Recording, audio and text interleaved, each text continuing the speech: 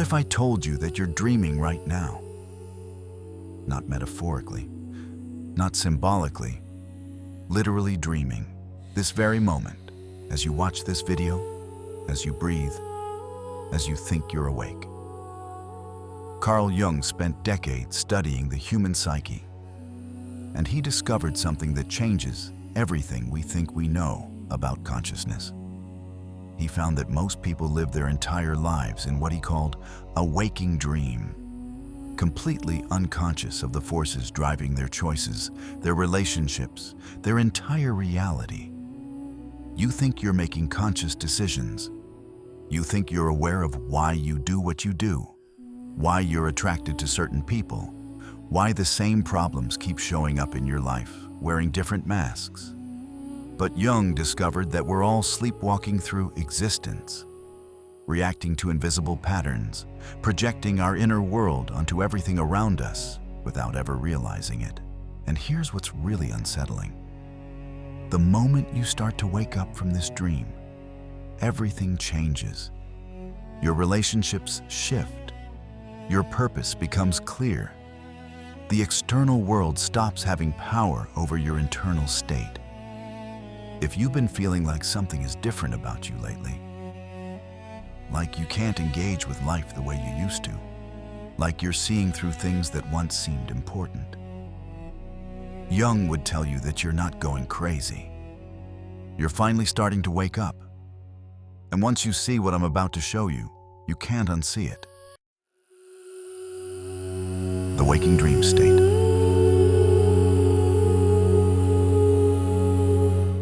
Let me ask you something. Have you ever noticed how the same type of person keeps showing up in your life?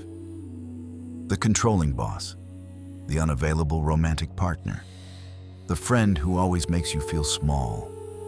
Different faces, different names, but the same energy, the same dynamic, the same painful pattern. Most people think this is just bad luck. Jung knew better.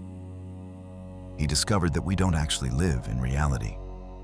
We live in a projection of our unconscious mind. Every person you meet, every situation that triggers you, every problem that follows you from job to job, relationship to relationship, it's all a reflection of something happening inside your psyche that you can't see. Think about it.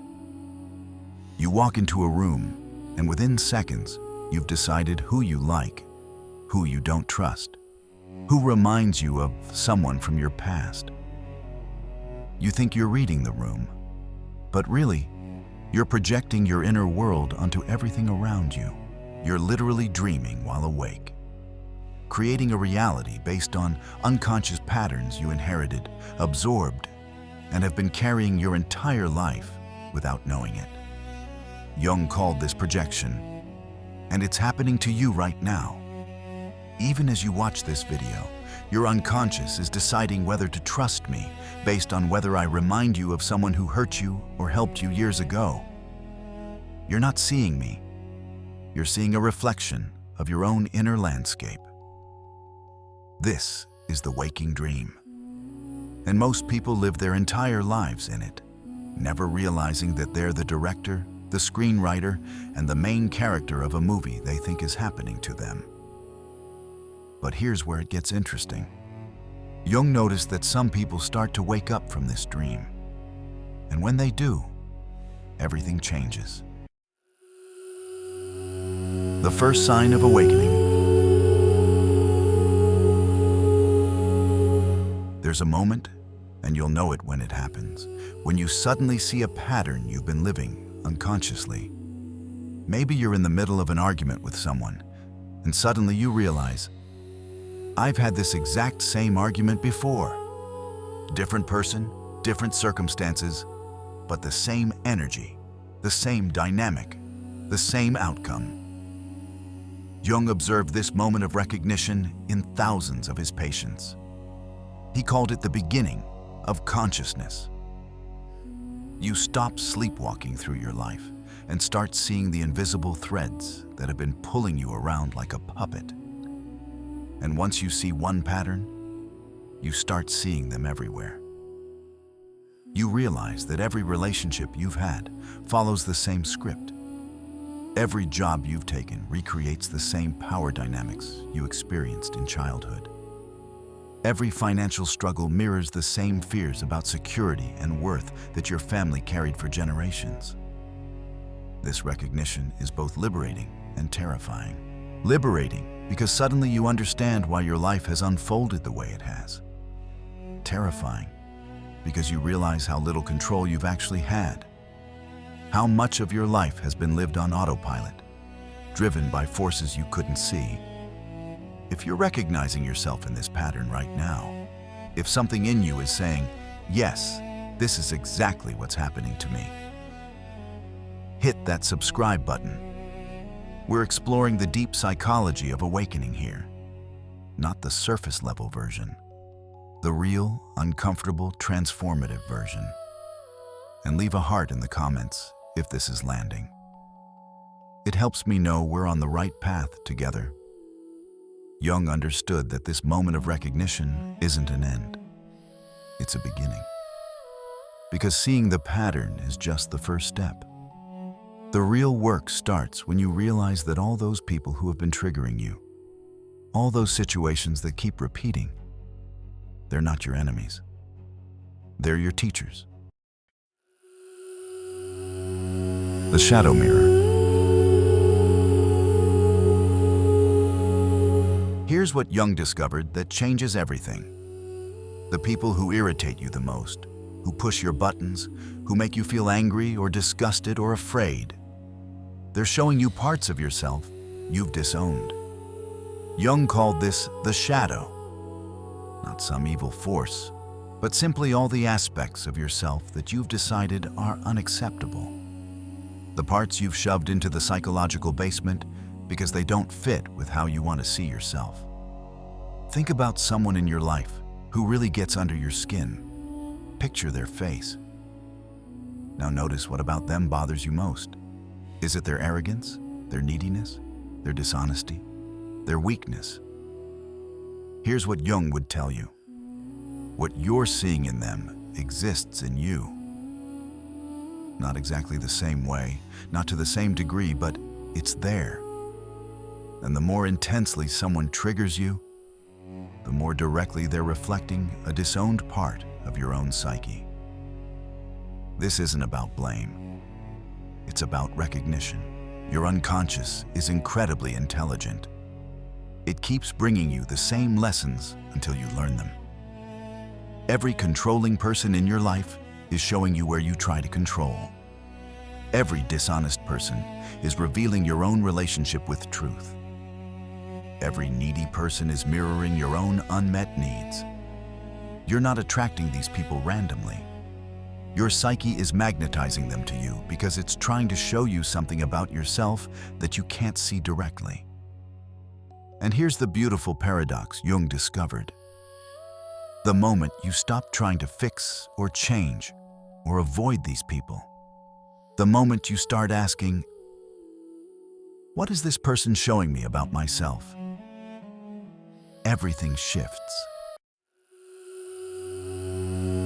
The prison of the unlived life. But there's a deeper layer to this waking dream that Jung spent his entire career exploring. He discovered that most people aren't just unconscious. They're living what he called the unlived life. You know that feeling when you look at your life and think, this isn't really me? When you feel like you're playing a role, following a script that someone else wrote? When you have this nagging sense that your real life is waiting for you somewhere else, if only you could figure out where. Jung understood this feeling intimately. He called it the cry of the soul, the part of you that knows who you really are, trapped inside a personality you've constructed to survive in the world. Most of us build our identity around what others expect, what's safe, what's socially acceptable. We become doctors because our parents wanted us to. We stay in relationships that feel dead because we're afraid of being alone. We pursue success in areas that mean nothing to us because we've confused achievement with aliveness. And all the while, Our real self, what Jung called the self with a capital S, is trying to get our attention. It sends us dreams we don't understand. It creates dissatisfaction with things that should make us happy. It brings us depression when we're living someone else's vision of success. The waking dream isn't just about projection. It's about living a life that isn't yours while thinking it is. Jung observed that around midlife, this split between who we are and who we've become creates what he called the midlife crisis. But it's not really about age. It can happen at 25 or 55. It's the moment when the unlived life starts demanding to be lived. The Great Calling Back. And this is where Jung's work becomes prophetic. He predicted that more and more people would begin to wake up from the collective dream, would start feeling incompatible with normal life, would begin the difficult work of individuating, becoming who they actually are instead of who they think they should be. If you've been feeling like you're slowly quitting things that once seemed important, if you can't pretend to care about small talk anymore, if you've lost interest in competing, if you feel like you're becoming incompatible with the speed and superficiality of modern life, Jung would say you're not depressed. You're awakening. You're being called back to yourself. Your psyche is refusing to participate in patterns that don't serve your authentic expression. Your soul is staging a revolt against the unlived life. I need to pause here because if you're feeling this shift in yourself, if you can't engage with life the way you used to, if something deeper is calling you, you need to know you're not alone. Millions of people are going through this same awakening right now. Hit that like button, not for the algorithm, but as a way of saying, I see this in myself. And share this with someone who's been feeling like they're outgrowing their old life. They need to hear this. The individuation process. Jung called this journey from the waking dream to authentic selfhood individuation. It's not about becoming special or different. It's about becoming whole. It's about integrating all the parts of yourself you've been rejecting, owning all the projections you've been casting onto others, and finally living from your center instead of from your conditioning. But here's what Jung understood that most spiritual teachings miss. Individuation isn't pretty. It's not a smooth ascent to enlightenment. It's messy, uncomfortable, and often lonely. Because when you start waking up from the collective dream, you stop fitting into the boxes that once contained you. Old relationships feel stifling. Work that once satisfied you feels meaningless. Social gatherings that used to energize you now drain you. You're not becoming antisocial, you're becoming authentic. And authenticity often looks like withdrawal from anything that requires you to be someone you're not. Jung experienced this himself. As he began his own individuation process, he lost friends, faced criticism from colleagues, and spent years feeling isolated from mainstream psychology. He understood that the price of consciousness is often separation from those who are still asleep. But he also discovered something beautiful. When you stop trying to fit in everywhere, you start belonging to yourself. When you stop seeking approval from others, you start experiencing genuine self-respect.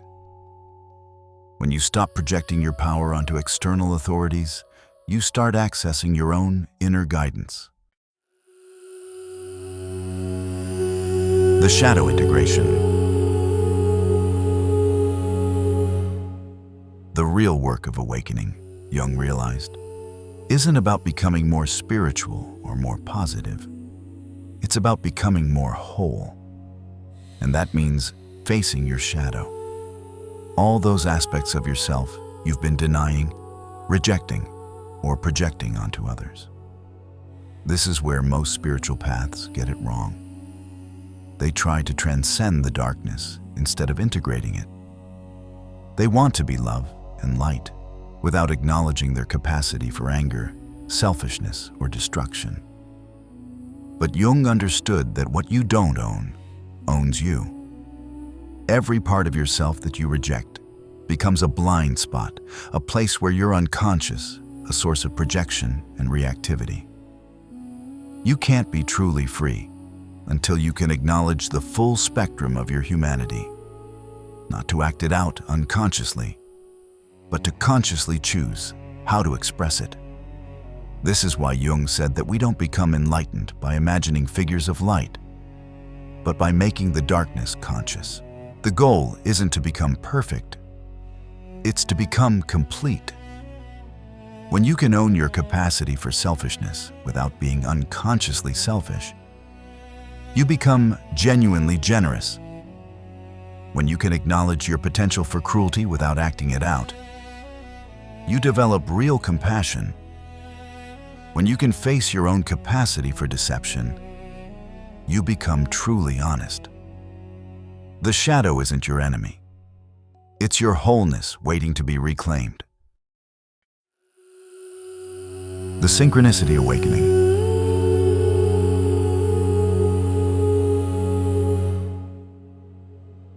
And here's where Jung's discoveries become almost mystical.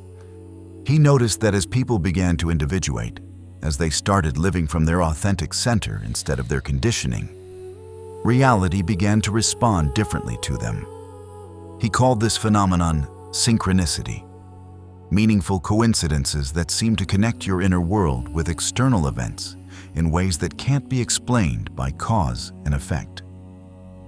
When you're living unconsciously, following patterns and projections, life feels random. Things happen to you. You feel like a victim of circumstances, powerless to change your reality. But when you start individuating, when you begin owning your projections and integrating your shadow, something shifts. The right books appear at the right time. The perfect opportunities emerge just when you need them. People show up in your life who seem to understand your journey without explanation. It's as if the universe starts conspiring to support your authentic expression, not because you're special, but because you're finally aligned with your true nature instead of fighting against it. Jung spent the later years of his career trying to understand this phenomenon. He came to believe that there's a deeper layer of reality, what he called the collective unconscious, that connects all of us at a level beyond our individual minds. When you stop living from your ego's agenda and start following what he called your personal myth, the unique purpose your soul came here to express, you tap into this collective intelligence. Life becomes less about forcing outcomes and more about recognizing the patterns that are already trying to emerge through you. The Awakening Epidemic.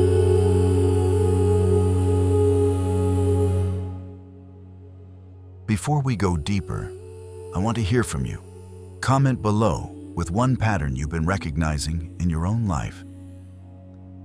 One way you've been unconsciously dreaming while thinking you were awake. Your story matters because someone else is experiencing the same thing and needs to know they're not crazy. They're awakening. Drop a heart on the comments that resonate with you most.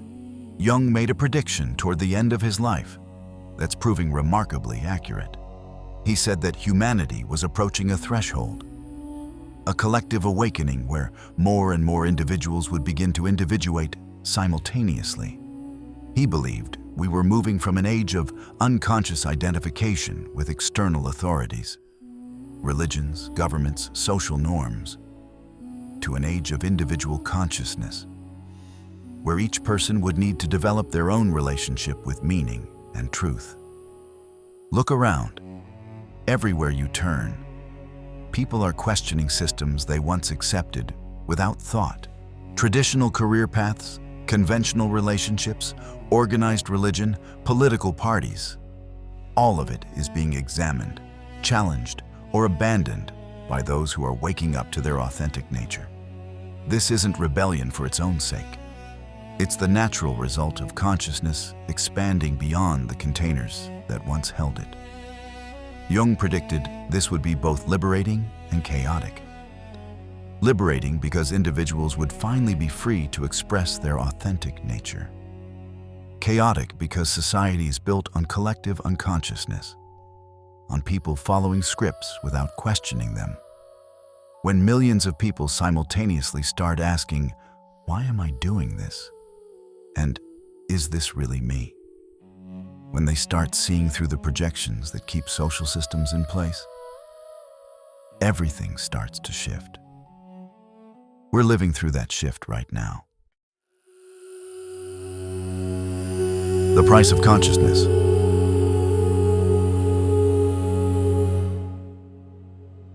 But Jung also warned about the price of this awakening. When you start individuating, when you begin living consciously instead of following unconscious patterns, you often feel isolated from those who are still asleep. Your family might not understand why you've changed. Your friends might feel threatened by your authenticity. Your colleagues might be uncomfortable with your refusal to participate in dynamics that feel inauthentic to you. This isn't because you're better than anyone else. It's because consciousness is lonely until you find others who are also awake. Jung experienced this loneliness himself. He wrote extensively about the burden of seeing patterns that others couldn't see, a feeling called to a path that few understood.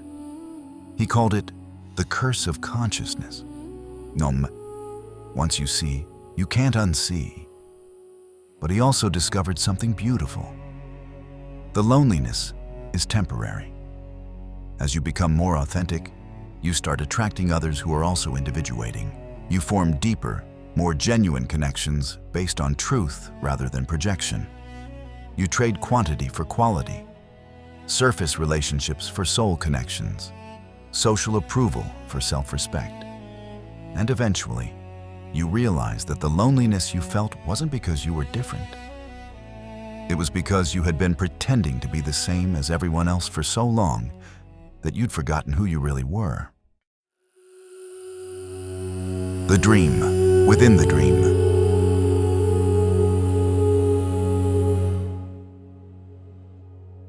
Here's where Jung's work becomes almost revolutionary. He discovered that even spiritual awakening can become another form of dreaming if you're not careful. People wake up from one level of unconsciousness. They see through their projections, recognize their patterns, start individuating. But then they create a new identity around being awakened or conscious or evolved. They become spiritually superior. They judge those who are still asleep. They use their insights as weapons rather than tools for deeper self-understanding. Jung called this inflation. When your ego co-opts your spiritual insights and uses them to maintain the illusion of separation and specialness. The antidote to inflation is humility. Remembering that consciousness is not an achievement, but a gift. Recognizing that the moment you think you've arrived, you've probably just entered a more subtle form of dreaming. True individuation is paradoxical. The more authentic you become, the more you realize how connected you are to everything and everyone. The more conscious you become, the more you see your own unconsciousness. The more you integrate your shadow, the more you discover aspects of yourself you hadn't even noticed. It's not a destination, it's a deepening, a continuous awakening that has no end because consciousness itself has no limits. Living consciously in an unconscious world.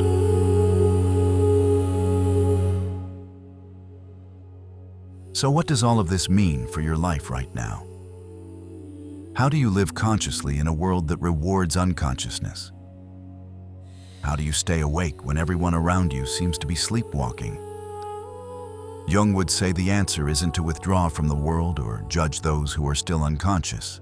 It's to become what he called a bridge. Someone who can move between levels of consciousness, who can relate to others wherever they are while maintaining your own center. This means owning your projections without trying to force others to see theirs.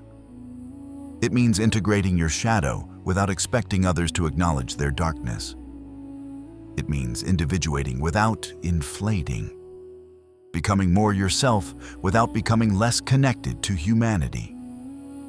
It's the most difficult and most rewarding work you'll ever do.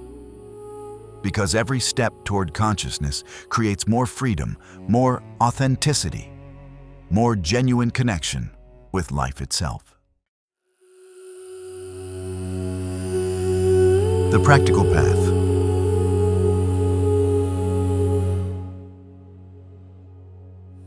But how do you actually do this work? Jung was clear that individuation isn't something you think your way into. It's something you live your way into through conscious choice and honest self-examination. Start by paying attention to your projections. Notice who triggers you and ask yourself, what is this person showing me about myself that I can't see directly? Don't try to change them. Try to understand what they're reflecting. Pay attention to your dreams. Jung believed dreams are messages from the unconscious, showing you aspects of yourself and your life that your conscious mind can't see. Keep a dream journal. Look for patterns, symbols, recurring themes. Notice where you're living an unlived life. What parts of yourself have you abandoned to fit in, to be safe, to be accepted? What would you do if you weren't afraid of judgment or failure? What wants to be expressed through you that you've been suppressing? Practice what Jung called active imagination, dialoguing with the different aspects of your psyche. When you feel conflicted, instead of trying to figure it out mentally, give voice to the different parts of yourself. Let them speak. See what they have to say. And most importantly, be patient with the process. Individuation takes time. Consciousness unfolds gradually. You can't force awakening, but you can create conditions that support it. Honesty, curiosity, courage, and compassion for all parts of yourself. The new reality. What you thought was your life. The person you thought you were, the reality you thought you were living in. Jung would say it's been a dream within a dream, a projection of unconscious patterns inherited from your family, your culture, your species. But you're waking up, not suddenly, not dramatically, but slowly, surely, inevitably. You're beginning to see the difference between who you really are and who you've been programmed to be. You're starting to recognize that your external reality has been a reflection of your internal state. And as you wake up, as you begin to live consciously instead of reactively, reality itself begins to shift. Not because you're controlling it, but because you're finally aligned with your authentic nature instead of fighting against it. This isn't the end of your journey. It's the beginning of living your actual life instead of the one you inherited. The beginning of creating from consciousness instead of reacting from unconsciousness. The beginning of being who you came here to be instead of who you thought you should be. Jung spent his entire life documenting this process of awakening. He watched thousands of people transform from unconscious reactivity to conscious creativity. And he noticed something profound. When you stop trying to be someone else and start being yourself, when you stop projecting your power onto others and start owning it yourself, when you stop living in the dream and start creating from consciousness, you become fully alive. If you're experiencing this awakening, if you're in this slow process of waking up from the waking dream, Jung would want you to know, this isn't breakdown, it's breakthrough. This isn't loss, it's liberation. Every projection you reclaim is a piece of your power returning home. Every pattern you see clearly is a pattern you're free to change. You're not losing your mind. You're finding your soul. And that takes enormous courage, tremendous patience, and infinite compassion for yourself. This process can't be rushed. Your job isn't to force awakening. It's to be present with what's unfolding and curious about where this deeper intelligence is leading you. And remember, you're not alone in this. All over the world, souls are waking up from the collective dream and discovering who they really are beneath all the conditioning. We're all learning that consciousness isn't something we achieve. It's something we are, something we've always been, just waiting to be recognized. If this resonates, if you're recognizing your own journey in these patterns, watch my video on Jung's prediction: why the most conscious people are disappearing from society next. And subscribe, because we're just beginning to explore the depths of this great awakening that Jung saw coming long before it arrived. The dream is ending. Reality is beginning. And you're exactly